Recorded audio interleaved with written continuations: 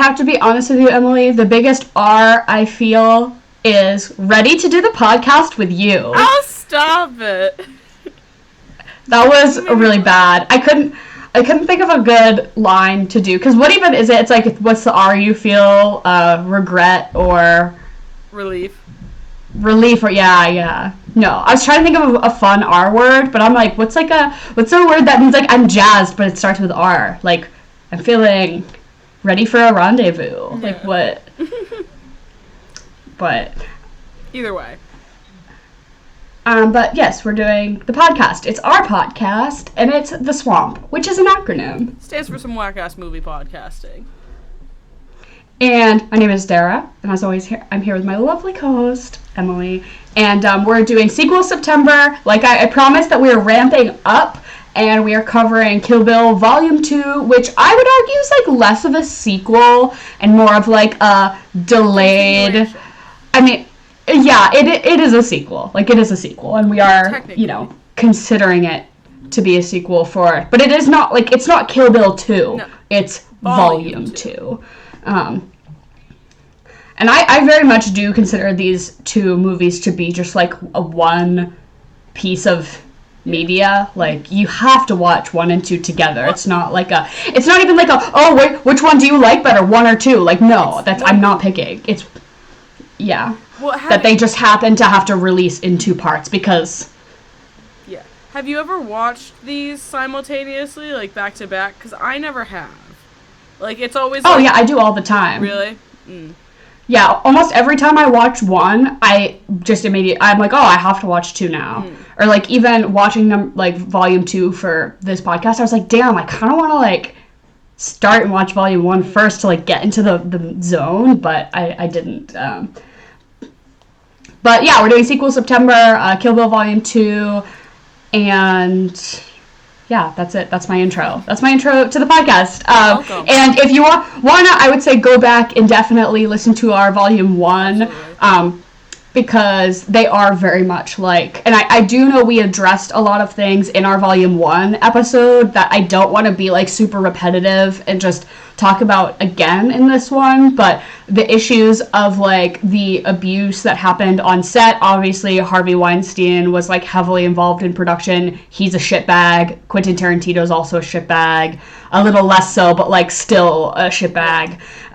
So, and obviously Uma Thurman and the car accident and sort of the neglect that happened there is something that we talked a fair amount about on our Volume 1 episode. So I just wanted to like, I'm not trying to glaze over it, but I just don't want to give the same like speech again. But I will again link in the description the New York Times article that she wrote, kind of disclosing all of what had happened, and it's a great read as far as like an insight to like the actual like shitty on-set stuff that happens to actresses in Hollywood, specifically just like her experience with this movie in particular. So I'll put that in the description below, but again, I just don't want to like harp on the same shit again, because we did talk about it last time because it felt, you know, important to address, but it is more prevalent in Volume 2 because it's like, this is the scene where she's driving the car, like this is where it actually happens.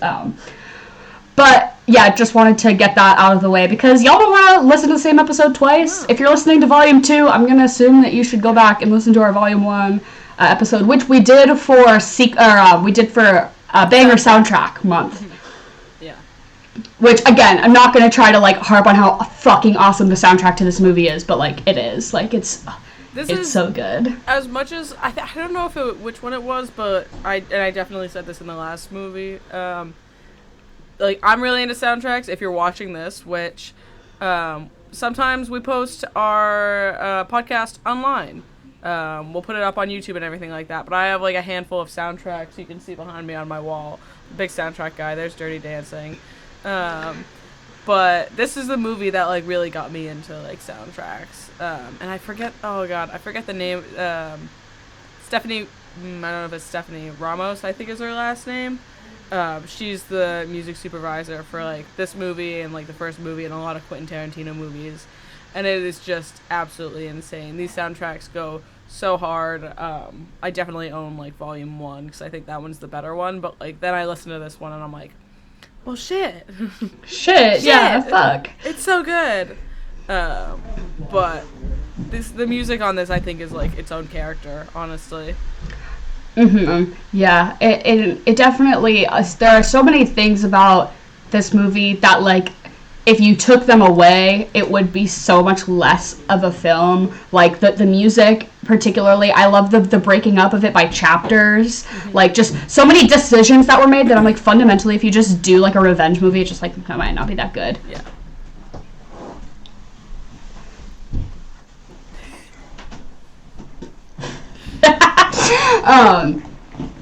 But yeah, I guess if we want to get into a little bit of a recap as far as Volume 1, very quickly, it's just Uma Thurman's character, the bride, as we know her, or also Black Mamba. She is on sort of a rampage of revenge because she was... a group of assassins that she was formerly a member of tried to kill her. They put her in a coma, and she was pregnant, and then she thought she lost the baby. And so she's going through and she's killing all of these assassins who are all under the supervision, leadership, direction, I don't know, of this man named Bill. And so that's sort of movie 1 is she goes through and she gets a couple of and then obviously this volume 2 is a continuation of her doing this revenge rampage. And it starts off with, we get a little bit of background about her wedding and what she was doing. She adopted a pseudonym, and she was just going to live a life of, sort of simplicity. She was going to leave, because she was an assassin, she was going to leave it all behind. But then Bill obviously finds her and is like, is this really what you're going to do? Like, are you fucking kidding me? Like, you're an assassin. She's like, well, this baby, I want to, let it have a normal assassin-free life. But then that's when the group of, what are they called? The Snake Gang? Oh god, why can't I think of the name of them now? The Deadly Vipers Assassins something. Assassins Club? I like Snake Gang. The slithery little snaky snakes are coming to... They shoot her in the head, and obviously she's presumed dead, but then she ends up in a coma. But then we see, what's the first one? We get to Bud, right? Bud is Bill's brother, and Bill goes to Bud and is basically like, she's gonna come for your ass. Like, she's gonna come and wreck your shit, and you should let me protect you. And he's like, fuck off. She deserves to kill me because of everything He's kind of a real one for that.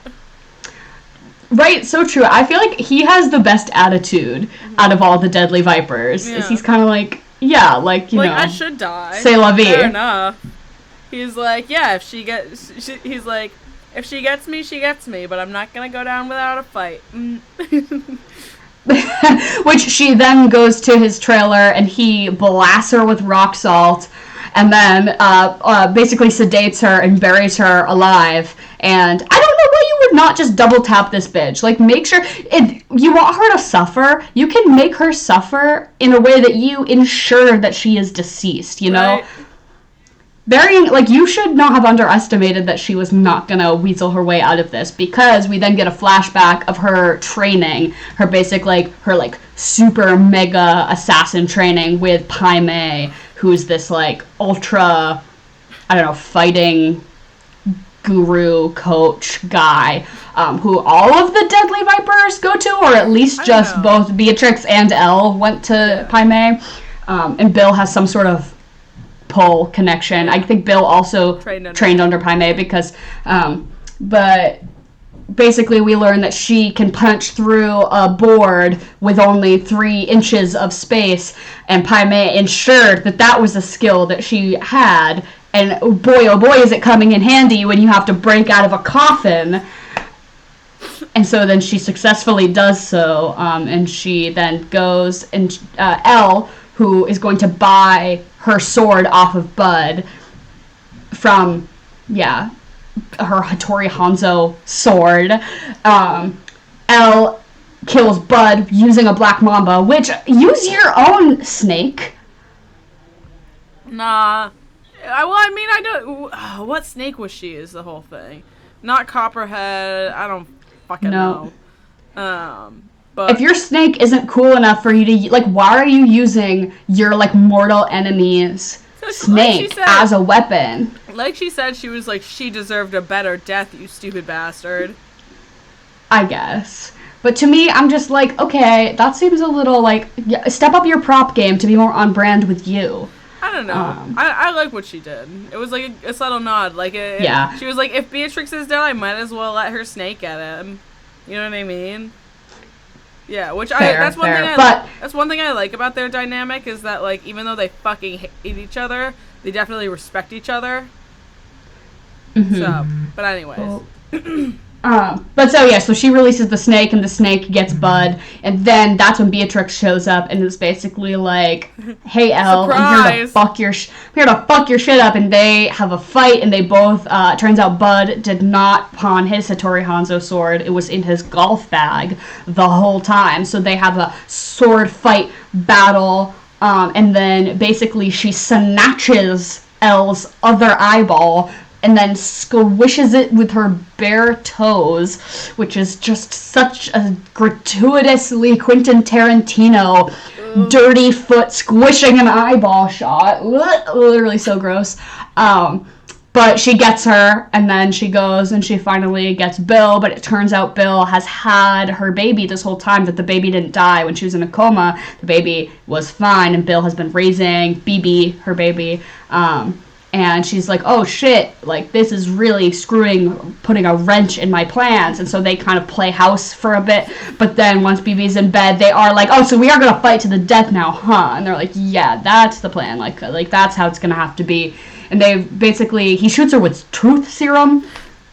So weird. Where'd that come from? Okay. And originally their plan is like, we're going to have a sword fight to the death, and then they sort of are really dancing around, how it's going to migrate to that point, but then they're both sitting down, and he tries to lunge for her, and then Beatrix goes, and does the 5-point palm exploding heart technique. Which is so fire, and it turns out that Pai Mei did not teach anyone that except for Beatrix, because she was the best student, and it's pretty poetic to kill the person you love the most by literally making their heart explode. Yeah. So Bill takes the 5 steps and his heart explodes, and she scoops up BB and they ride off into the sunset, and that is volume 2. Sorry, that was a really long-winded. Right. She said, "Bitch, I'm a mother." But to me, it is always so interesting, the like assassin to mother dynamic we get, especially in the second movie, because I think the first movie is really establishing her as like a badass assassin, like the fight scene, especially with the Crazy 88s and her and O-Ren and their sort of duel. We get that, and then this movie is way more about giving the backstory and establishing her as like a sympathetic protagonist and having us be more on her side, not just because she's a badass, but because she also is like worthy of getting revenge against all these people. And it's way more dialogue heavy than like action heavy. Like there's hardly really any like fight. I mean, there are fight scenes, but they're way less dramatic and choreographed than the fight scene we get in movie 1, which is a good, if there was going to be another big grand thing, it would have just kind of felt drawn out and tired. So I kind of like that it's just them in the trailer like busting through the walls and snatching eyeballs. I think it's probably one of my favorite fight scenes in this one, like as amazing and spectacular, which honestly, if I went back and watched volume 1 right now, I'd say, oh no, that's my favorite fight scene. It's like the same way that like whenever I see like a Ghibli movie, I'm like, that's my new favorite, you know what I mean? I always flip-flop. But I think that one's my favorite fight scene, at least like right now it is. Because, like, I don't know, man. It's just funny. You know what I mean? Which is, like, hard to do. It's funny and it's a little gross because... Yeah, like, it's so well choreographed and just so entertaining throughout the whole thing. But, like, for, like, the first, like, 5 minutes of it, like, when they're just battling for, like, the one sword, basically, before Bud's sword comes into play, the whole entire thing is, like...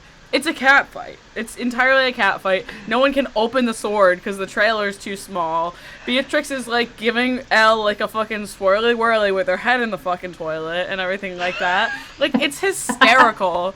Like, the way that they're throwing each other through the walls is so funny. Which is, like... That's this whole movie. Like, I think this movie is funny. Yeah, when you texted me about when Bud blasts her with the rock salt and she goes flying back like 40 feet, it's just like, it's so over dramatic that it's funny, but not to the point where I'm annoyed by it. Like Pai Mei and that whole sequence too, like him flipping his little beard and like being a little drama queen. Oh my god, it's so fucking funny, and so it could get really annoying. It could get annoying, but it's like serving those eyebrows. Oh my god. Slay. No, for real. There's like a couple of times in this movie, like I'll rewind like 10 seconds because I'm like, I want to see that again. And her getting shot like through the door is like one of those ones. But like also, imagine like imagine effectively getting your nipples blown off. Like that's one thing I was thinking about this time, because I'm sitting there, I'm like looking at like all the giant blood stains on her chest, and I'm sitting there, I'm like, no fucking way, her nipples did not survive that. She's got like half of one left at that point, like if we're being real about it. Yeah, I don't understand the dynamics of like guns or like, you know, projectiles, because I feel like if you shot somebody with rock salt at that close of a range and it still penetrated her skin enough to have her be like gushing blood, I'm like, how is she not fucking deceased? Well, like that to me it makes no sense. It's like the same exact idea as like a shotgun, basically. You know what I mean? Because a shotgun just sprays. It's like, it's not bullets, it's shrapnel. I don't know. Do I look like a person that plays with guns? No, I don't know my shit. But like, this is from like the very limited knowledge I know. But like, rock salt is like effectively like the same thing. You know what I mean? As like a rock. Yeah. That'd be like, oh, instead of bullets, we're using rocks. Like, what's the difference? I don't know.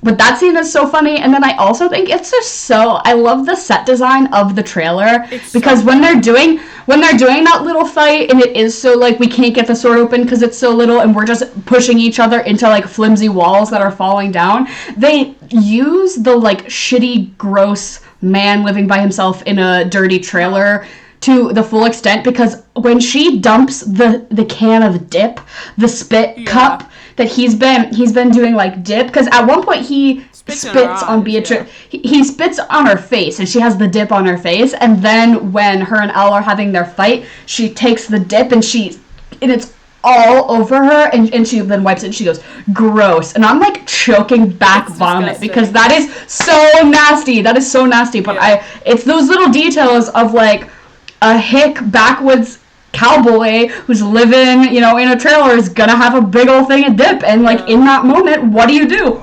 No, I love seeing like all the props they end up fighting with. It's like the TV antenna and like the guitar and everything like that. It's so fun, and it's so funny, and I love the little the sound effects that go along with it. It's like literally like the clips, the sounds you'll get like from GarageBand of like guitar smashing, and it's exactly like the sound you're thinking of. My favorite, so the sound effects in this movie are so incredible, and I don't think I really appreciated that until I got into like production, because I worked in advertising for a hot minute, and like finding, as you know, the lowest person on the totem pole, they're like, oh, find royalty free sound effects for like cat litter crunching, because we're selling cat litter, and you sit there and you're like, this one's a little too crunchy, next, you know. And so going through and like finding sound effects, I fucking love how extra they are when Pai Mei flips his beard and it's like swish swish.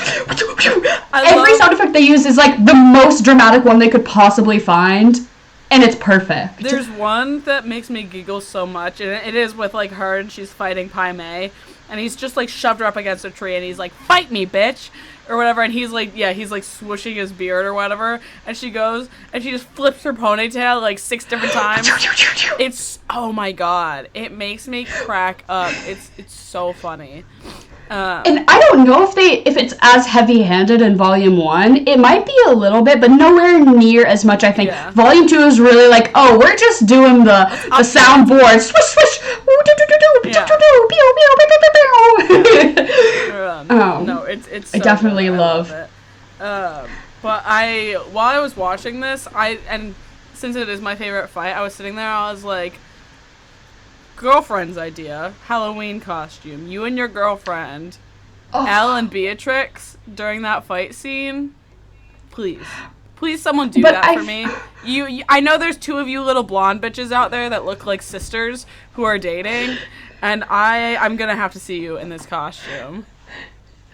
I feel like I personally think that from the first movie, though, if you do, because her in the tracksuit is the most iconic look, because if you do them, it's like somebody in an eye patch and then somebody covered in dirt. That's way less cool than if you do, in movie 1, Elle in the nurse outfit is a little more Halloween, the eye patch in the little nurse outfit, and then Beatrix in the cat suit, even though that's not, like, from the fight, I still think that if you wanted to do that, especially if you're in kind of like a toxic, Don't imagine if your relationship sucks.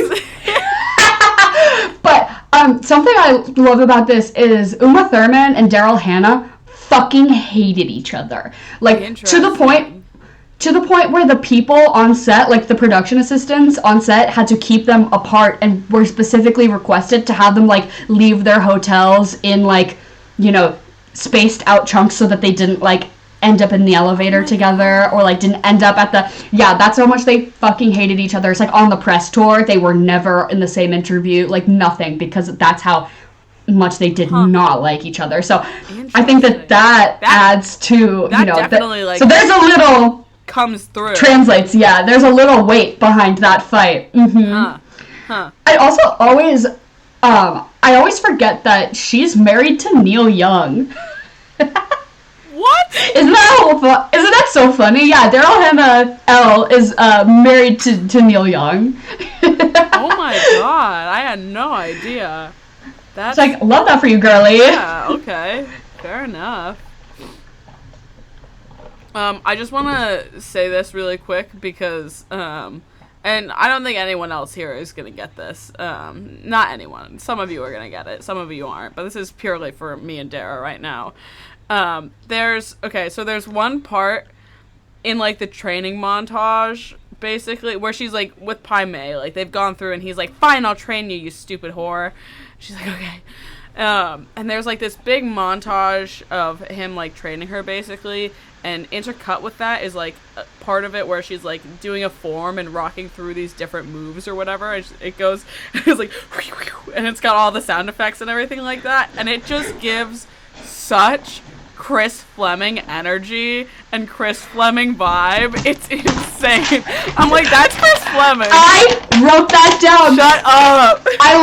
I literally had that written down. So Chris Fleming, doesn't need our promotion, but I feel like if you enjoy sort of our sense of humor, you would love Chris Fleming. I think is my favorite comedian. I can't speak for both of us, but he formed us as like very young people, because I remember you showed me Gail when we were like 14 years old, and we watched all of it. Yeah, so he used to do this YouTube series called Gail Waters where he, like, pretended to be, like, a suburban mom, but he just, like, is a man in a headband. I don't know. But has since gone on, obviously, he does, like, stand-up specials that we've gone and seen live and all of that, and just comes up with these, like, hilariously, like, irreverent and, like, stupidly absurd comedic video things. But go check out Chris Fleming but also the way that he, like, utilizes his lanky body a lot to, like... I think a good one to watch for that would be like the Grad Student Shuffle would be a good one where he like dances a lot, or Foopy the do you know what I'm talking about? But either of those, I feel like you really get to see Chris Fleming in like their full, I don't know, lanky glory. But it was so it was giving. I would pay so much money to see that, like, you just remake this entire movie, but it's Chris Fleming as Beatrix. That would be iconic. But that, Chris Fleming reference aside, that, like, whole sequence is kind of funny because she does not look graceful. No. Like, she's doing these, like, hand movements, like, half voguing, half, like, karate. I don't even know, but it is, I like the cinematography of, it's like their silhouettes sort of together, like, interspliced with her training. It's almost like a music video to me. It looks very like that. Video. Which I really liked. But I also love the reference of, like, we're gonna do this whole back flashback narrative thing just to prove that she is able to punch through the board at 3 inches. They're like, we're gonna do an entire 20-minute segment just to justify. Yeah. It's the middle. It's the second act. Like, it's the middle chunk of the movie. They're like, just to justify that she can do this shit, let's take a step back and let's really make sure that this is, grounded in reality, which I think is such a Tarantino, like, it doesn't matter how you get from point A to point B because it's going to take, like, 80,000 side turns, but it's, like, so much more gratifying because it took so long. Mm-hmm. Because the whole point of this movie to get, from the beginning to her end goal realistically could have taken her. It could have happened in like 15 minutes, right? But it could have been one of your 90-minute movies. No, this is one that so it was supposed to be one film, and they did all of this, and they're like, dude, the director's cut is 5.5 hours long. Like, how are you gonna do it? And he was very like, I don't want to cut any of this because, truthfully, how would you? How would you have made this from the very beginning all the way up to her killing Bill? And still getting the killing of every assassin member in even a 2.5 hour movie. Like, no fucking shot. I don't understand. But basically then they were like, okay, well, if you're not going to cut it down, like, we're going to split it into 2, which I'm grateful that they did because, like, literally how would this have been? I don't understand. But you can watch the whole thing. There is, like, a version. Mm-hmm. That you can just, like, it's just the whole thing, like, compiled together.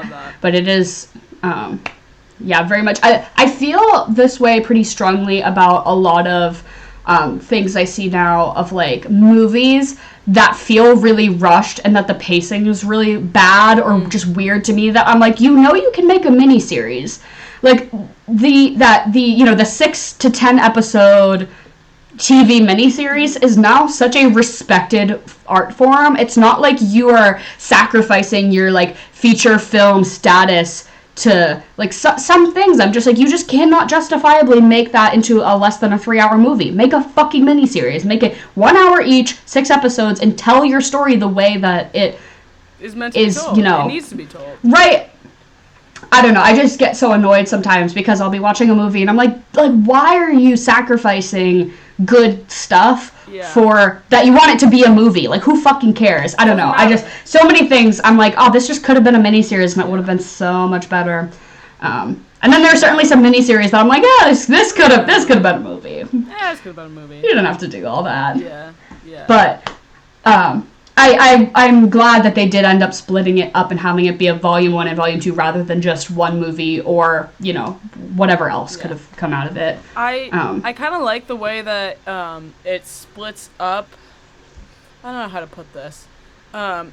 She kind of feels, Uma Thurman kind of feels like a different actor in this one, and I think it's just because, like, she has a lot more to work with, dialogue-wise and, like, storyline-wise and everything like that. Because as amazing as the first movie is, it's a lot of action, like, back to back to back. There's not really much for her to, like, work with, really, in terms of, like, getting, like, really, like, I don't know, into the character. It's just kind of like, she's a hard ass, or whatever, or she can be charming, you know what I mean? Or she's killing people and everything like that. And so, like, of course, like, whenever people say, like, which is your favorite, you can't really choose. But, like, I always found myself, more so when I was younger. I think now I appreciate the first movie a lot more. But always when I was younger, being, like, gravitating more towards the second movie.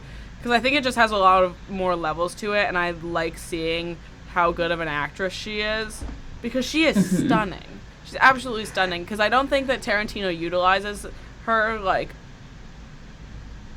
that much. Like, I think back to, like, Pulp Fiction and everything like that, which, like, she's a good actress and everything like that, but she's kind of, like, I don't want to reduce her down to, like, eye candy, because it's not just that, but, like, it's not, like, the most crazy complex character and everything like that, and you don't get those levels, like, when you watch the first movie, but, like, I really like seeing, like, how much, like, work she can do in this movie, and, like, seeing her, like, actually, like, interacting with Bill, and, like, their back and forth when they were younger and everything like that. And, like, her actually, I always, like, found, like, that scene when she actually first sees BB for the first time to be just really great. Heartbreaking. Heartbreaking and heart-stopping and everything like that.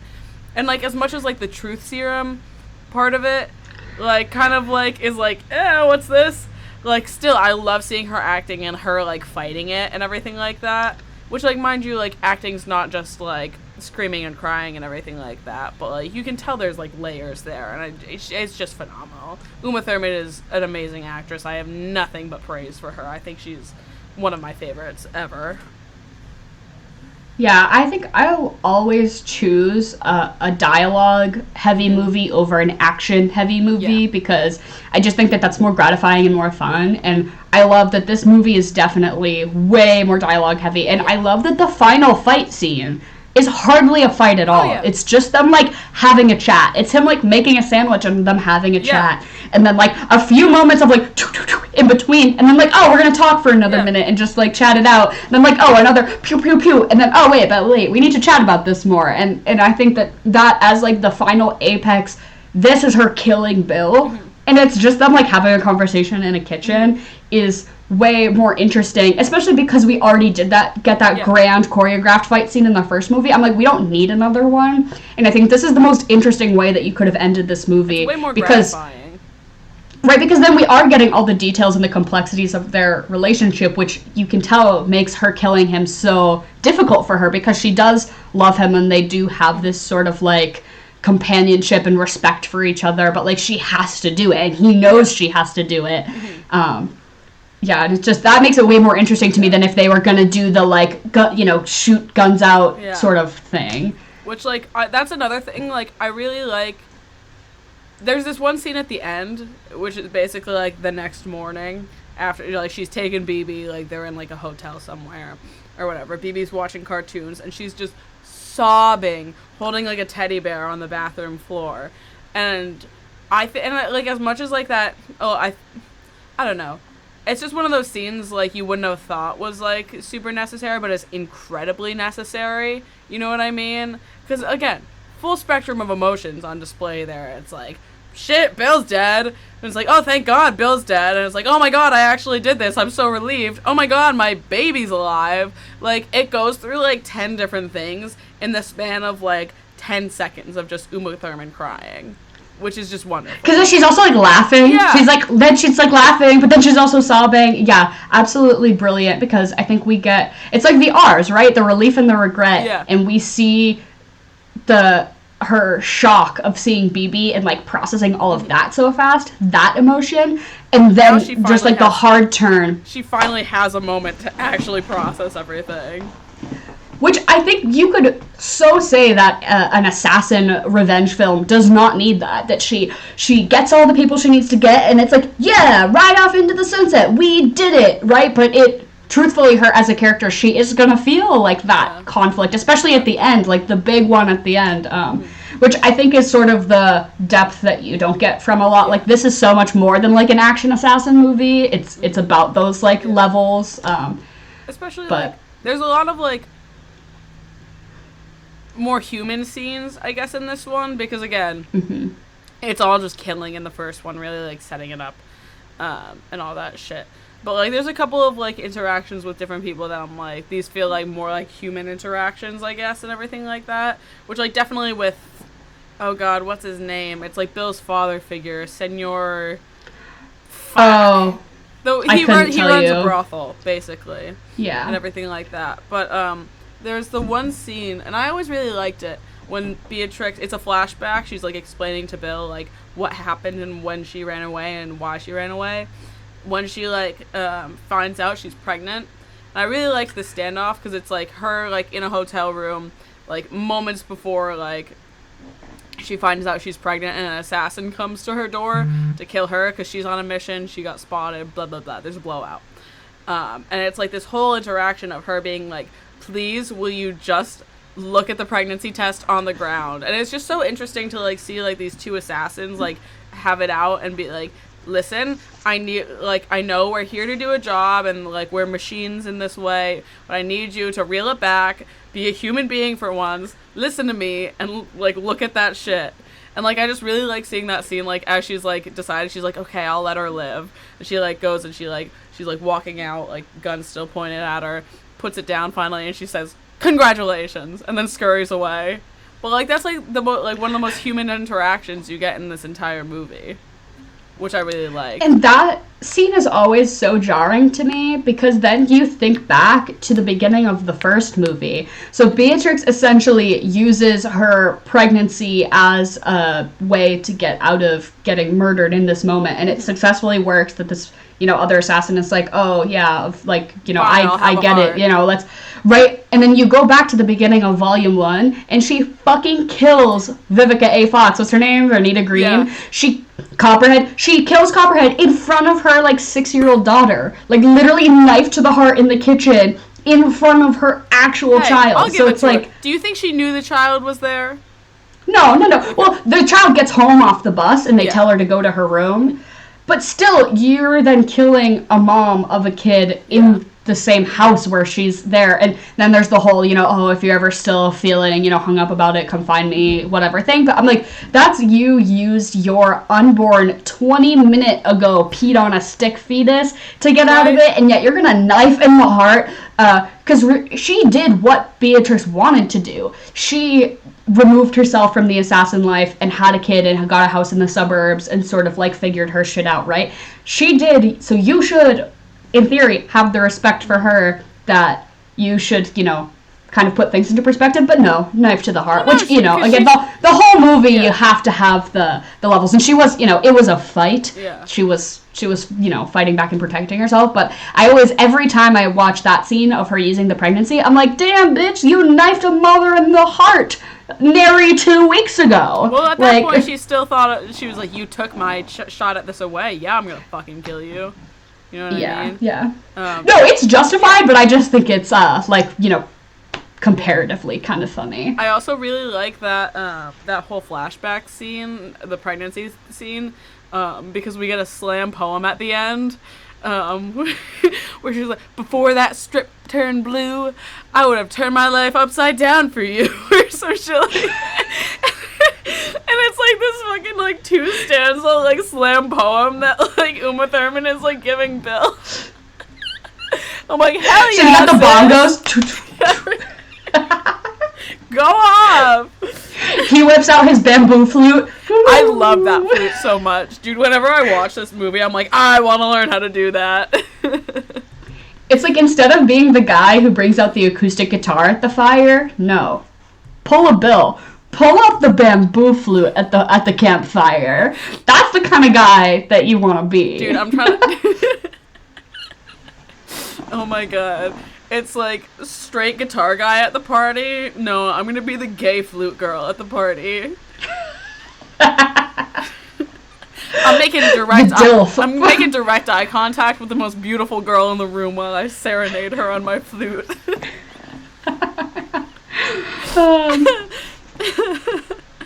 Oh my god. I love that.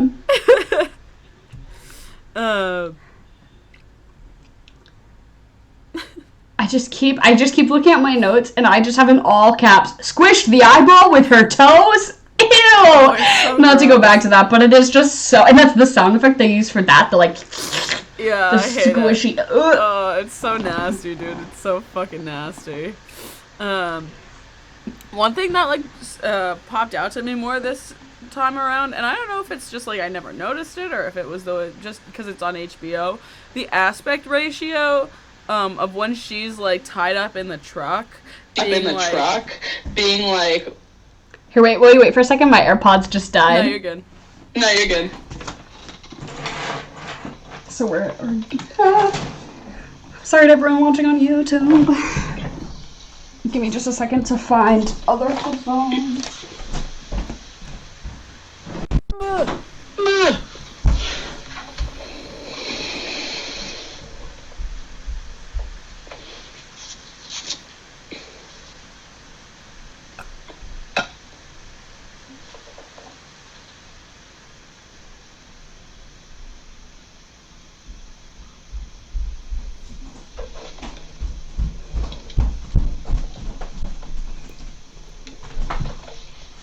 There we go. Wait, give me just a second. You're good, to connect. You're good, G.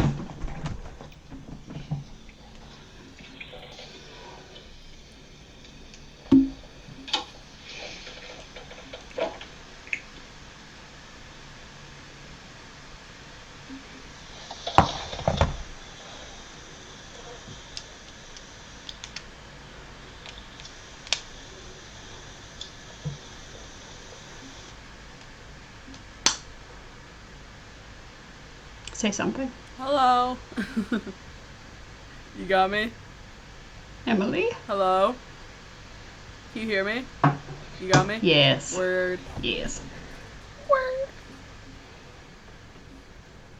Sorry about that. No, you're good.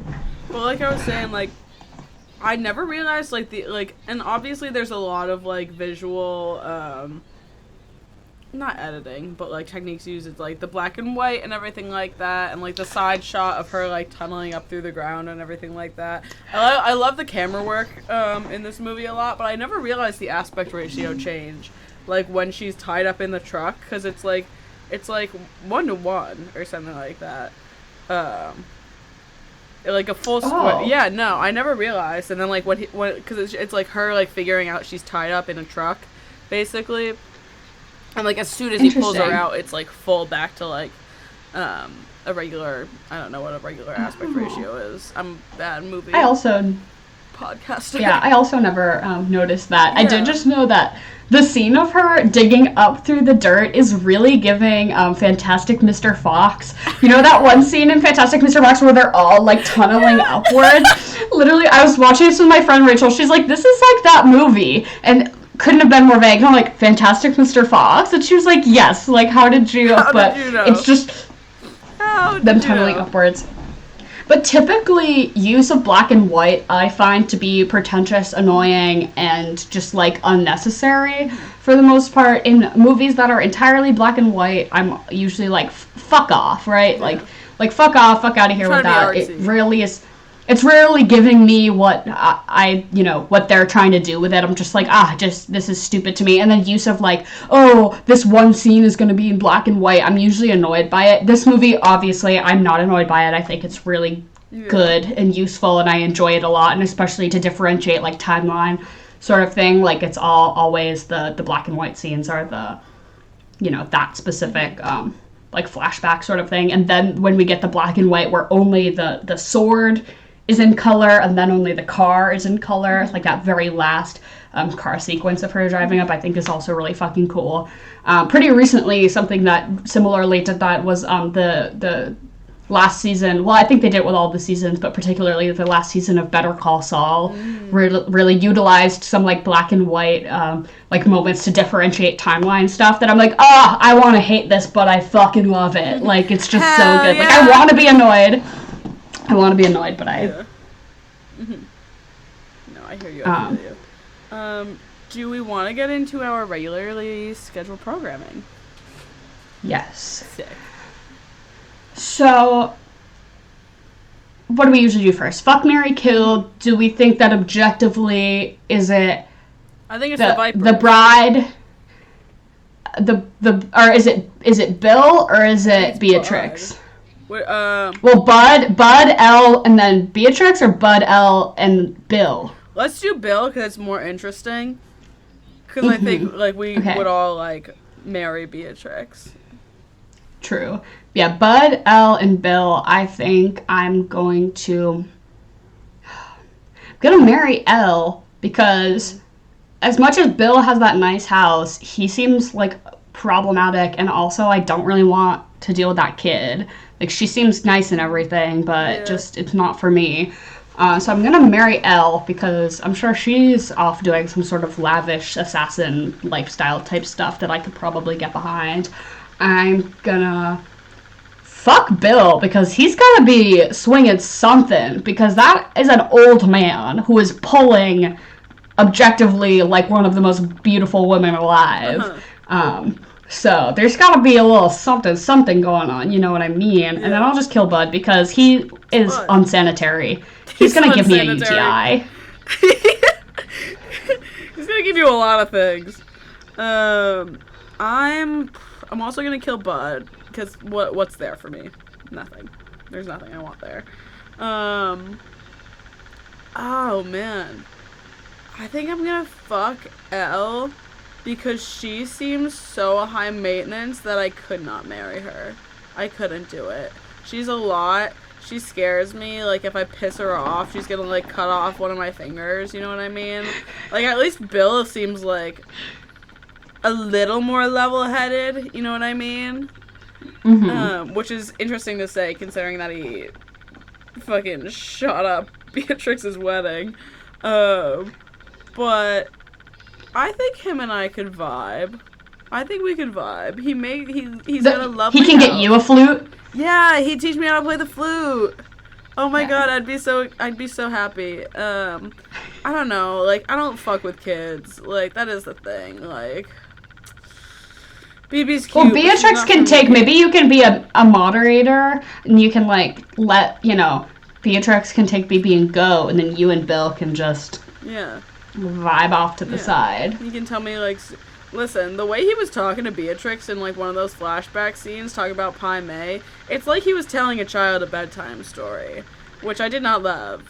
But, like, if he needs me to, like, stand in while he, like, gets used to his daughter being gone, that's fine. I'll listen to him ramble, and then we'll play the flute. And we'll drink We can watch some videos. Yeah. Shogun Assassin. I love. We'll drink some like really good tequila because it seems like he has really good tequila. BB is gonna have to go to so much therapy. I love it. I love that shit. She was eating it up, and I love that Beatrix was like, "Hell yeah, this is exactly what I would have shown her." Yeah, nice. And I guess moving to the whole movie, it's not really too much different other than I think obviously I'm gonna marry Beatrix. Yeah. I'm gonna kill Bud's boss at the strip club because he was just a dick. Yeah. And then I'll fuck.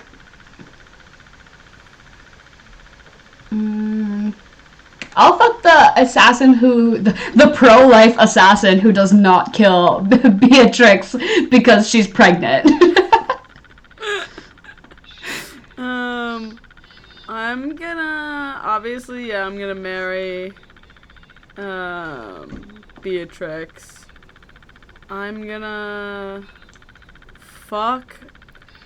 See, I can't find his name. It's like Bill's father figure. He's like 80 years old and he runs a brothel. I just know that guy pipes.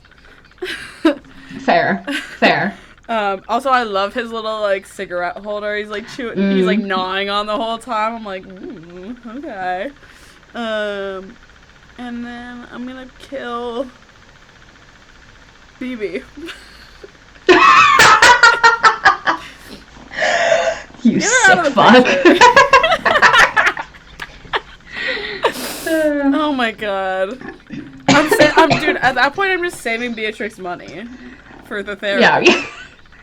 I was gonna say, she can't pay for them both to go to, like, good therapy, so I'd rather her have good therapy. Which also, like, as much as, like, she's like, I can raise that child better, I'm like, how? Where do we go from here? Where do we go from here?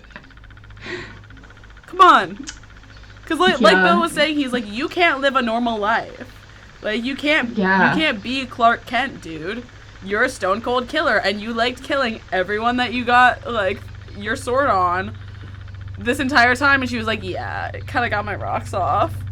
But so, I feel like that's only because she had the justification, like, to just be an assassin and just be paid, like, oh, here's X amount of money to go kill this person. That's way less gratifying than, like, this person wronged me and I'm gonna fuck them up. Like, that...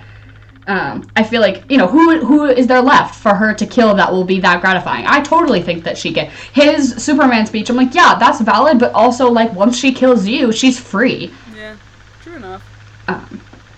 But, as far as what would you eat and drink with this film? So, I'm gonna tell you what I drank, because I just really liked it. Nothing to do with the movie, really. Don't care. I just thought it was really good. I made like a rosemary and it's like a blueberry lemon rosemary like spritzer, basically, and which you can easily make this like without alcohol. I did it with like 0 proof tequila, because as much as we love a good drink on this podcast, sometimes it's good to be conscious about your consumption.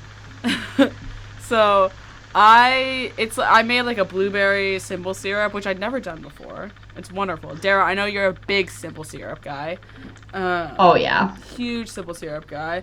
So I did that, just some, like, half of a lemon, some seltzer, tequila, no tequila, alcohol-free tequila, and then, like, you smack the shit out of some rosemary so it gets all nice and, like, not scented. Fragrant? Fragrant, yes, thank you. Yeah. And put that in there. Beautiful color, so good, just fucking delicious. So I'm gonna say you drink that, just because I thought it was really good. And also, if you're gonna do something like a drink, it's gonna be tequila based. Bill is fucking ripping shots when Beatrix gets to his house, so I'm like, hell yeah. And to eat, see, I made myself tacos, but I'm not gonna say you make tacos. I just didn't have, like, a lot of like effort. It was like 10 o'clock. I think you could, like, make, like, an empanada or something like that. I think that'd be really hot. Or, like, a tamale. Like, I'm definitely leaning into the fact that he's, like, somewhere in Mexico kind of thing. Mm-hmm. Which is, and, like, also, like, this movie takes place, like, sort of, like, on, like, the U.S. border, like, down, like, south by Mexico and everything like that. Like, lean into that. Do, like, some half-assed American type of, like, Spanish food if you want. Go really authentic. Nachos. Yeah, nachos, whatever. Do whatever you feel. But I'd say go for, like, an empanada. I think that'd be hot.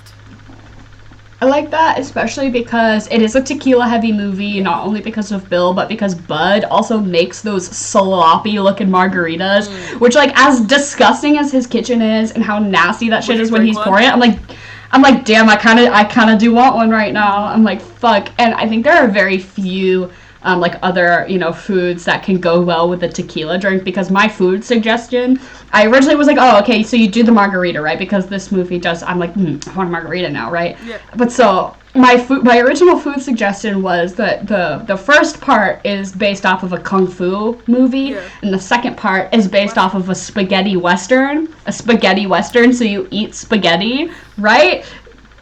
That could be kind of fierce, but spaghetti and a margarita, I cannot think of a more just uncompatible combination. So that's like a no.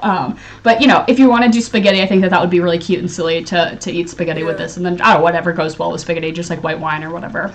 But what I did eat in real life, I found to be just incredibly random and odd. And it wasn't until moments before this podcast where you were like, I wouldn't just say a ham and cheese sandwich, because that's what he makes, BB. He makes our ham and cheese and he cuts the crust off. Is that the thing that I ate is so perfectly an elevated ham and cheese, because I watched this at my friend Rachel's apartment, and Rachel was like, oh, like, do you want lunch? I just have a bunch of this random shit. I'm just going to make us, like, an amalgamation. I was like, yeah, go for it. So it was chicken cordon bleu. Oh my god. It was just like the kind that come in the freezer, but you could, which honestly was pretty fire, but you could still, you could get as fancy with it as you want, and we just had like a bunch of other random shit with it as well. We were drinking chai teas. It was just like the most random combination of food. But a chicken cordon bleu is like the elevated, classy version of a ham sandwich, because it's ham and Swiss inside a chicken breast. So, in a roundabout way, I do think what I ate was very relevant. And that's what I'm going to tell you, is to have a chicken cordon bleu. And then I don't really know if tequila does or doesn't go with that, but I don't know. Drink whatever the fuck you want. Drink one of those lemon blueberry spritzers. That sounds fucking it was really good. Delicious. Really I cannot outdo you for this one. I also love, if you don't know this, any sort of herb you have to smack it to, like, activate it. And I never knew that until Henry. We were making mojitos. He's like, you got to smack the mint. I'm like, why? And he's like, it's not going to get minty until you smack it. It's like, it's not going to get minty until you smack it. I'm like, shit, okay. But now whenever, you know, you make a drink and you have mint or rosemary or whatever, you got to... Yeah. Which is really great. I love it. And a fun little drama. We have theatrics. And then what would you follow this up with? Just because it's relevant right now, and because while I was watching this movie, and because I'm a piece of shit that can't stay off her phone for more than, like, 30 minutes at a time, I just ended up watching, it came across my feed, Maya Hawke doing ASMR, promoting her new movie, Do Revenge. So I think you do that, because I don't know that Maya Hawke's done, like, a full, like, feature-length movie yet or not. I don't know, but like I know this is definitely like one that's been like promoted heavily, and it's like doing its circuits on Netflix. And I've heard it's gotten like really good reviews. I saw like 92% on Rotten Tomatoes or something like that. So I'm gonna say you do the mother to daughter jump and you go watch Maya Hawke's new movie, Do Revenge, because it looks fun and fresh. And I'm not sure that there's murder or not in it, but it is a revenge movie. This is a revenge film. You do that, and I think it looks silly and goofy and like a little less serious, not just a little, less serious than this. It seems like a fun jump. And also, I love Maya Hawke. I want to be in this family. Well, Emily, you dumb fucking bitch, you stole my follow-up because I also said that you make the effortless and seamless transition a movie about motherhood, because obviously you watch Volume 1 then Volume 2. I love doing these back-to-back, but as far as, post Volume 2, where do we go? It's a motherhood film. Yeah. You watch something her daughter's in. I also haven't seen it yet, but I thought that would be it came out a fun like jump. Yesterday, but so. Thankfully, I have a backup. So if you don't want to do that, another movie that I just straight up haven't seen that I'm gonna recommend to you is that they released volumes 1 and 2 6 months apart from each other because they filmed them all at the same time and they were intended to be one film, and so they just did it. And so I'm gonna say that another prequel sequel thing that is coming out, it's going to be a trilogy, but that's coming out in pretty rapid succession because it was sort of concepted as such, as you go see Pearl. Yes! The prequel to X. I really enjoyed X as like a fun slasher, but like A24 good. I really liked it, and Pearl just came out a couple of days ago, so I'm really excited to go see that. And I love sort of that idea of like we planned this to be a fully fleshed out story before we even like released the first movie, because I hate when a sequel or a prequel feels like this movie did well enough and now this is an afterthought, like a cash grab thing. No, like these movies are all coming out. I think X did not come out that long ago, like a year or two, I don't know, like less than a year ago, honestly. But it's not a reactionary prequel, it's a planned out, this is a and I just appreciate that from like a storytelling perspective, that this was, I don't know, this was the point to begin with, and it's not just like a thing. So much like Kill Bill Volumes 1 and 2 go together, Pearl goes with X in the same way that they were sort of concepted together. So I'm excited to go see it. I haven't, obviously haven't seen it yet, but recommended 2 movies we haven't seen. I'm also gonna say that instead of watching a movie, you just go and you sit down for 30 minutes and you try and manifest a Kill Bill Volume 3 with Maya Hawke. Yeah, that is another one that I'm like, do we really need it? Probably we don't not. Need it, but would I go see it? Would I go see it? Yes. Oh my god, I want it. Maya Hawke, if you're listening, first of all, come be on our podcast. Second of all, honey, what's going on? Go talk to I could understand though. I could understand maybe why they wouldn't, like, I don't know, from the trauma of, I don't know. No, I totally we'll see. It has been like rumored to be in, It's just one of those things. It's like in the air. It's like one of those things. Like if she didn't like have a daughter that would, like her own daughter that slay, looks just like her, would do it so fucking well, and like if it didn't line up like that, I couldn't care less. But like the idea of like her like doing that and being that role, I'm like, fuck. I'm like, I don't know. Kind of kill and kind of slay. Right. Okay, this is I want it, but I want Uma Thurman to direct it. Dara, are you there? Yeah. I am here. Are you? Hello? Oh, fuck. Yeah, can you not hear me?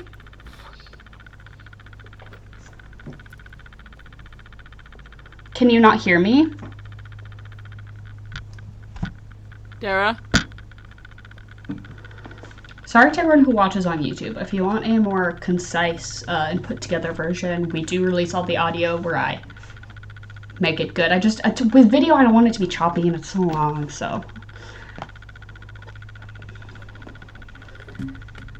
But yeah, if you want for listening purposes, all this bullshit.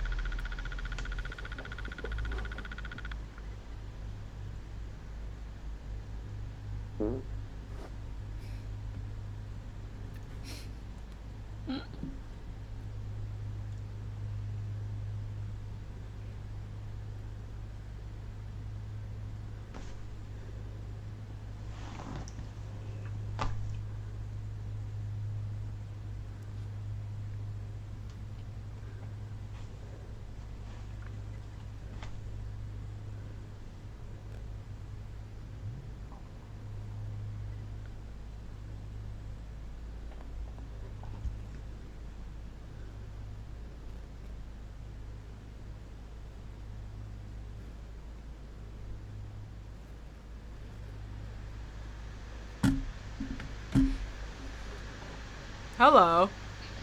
What the fuck? That was so weird. I called you like 3 times. And that's so weird because I was calling you. That's why, probably. Oh, anyways. Whatever. But so to wrap things up, what would you rate this movie? I totally forget what I even said for the first one. Probably an 8, just because I think together, they are the same to me. I saw a good comment on Letterboxd where someone said, trying to make me choose a favorite between volumes 1 and 2 is like asking me to pick a favorite ass cheek. And like, I love that, right? Because they are just like, they are harmoniously one and the same. So yeah, I think I'm going to guess that I said like an 8, and I'm going to give it an 8 again. Because it is one of my favorite movies. I love it, but I do think you have to like recognize its faults and hold creators accountable for being shitty fucking people. Even though I love to watch this movie, it always just put a sour taste in my mouth that I'm like, what a bummer that this great movie is made by a bunch of fucking pieces of shit, huh? Yeah. But then obviously that's made up for by Uma Thurman just being like an amazing, shining light beacon of a human being. So yeah, I'm gonna give it a solid 8. I'm gonna give it a 9.5.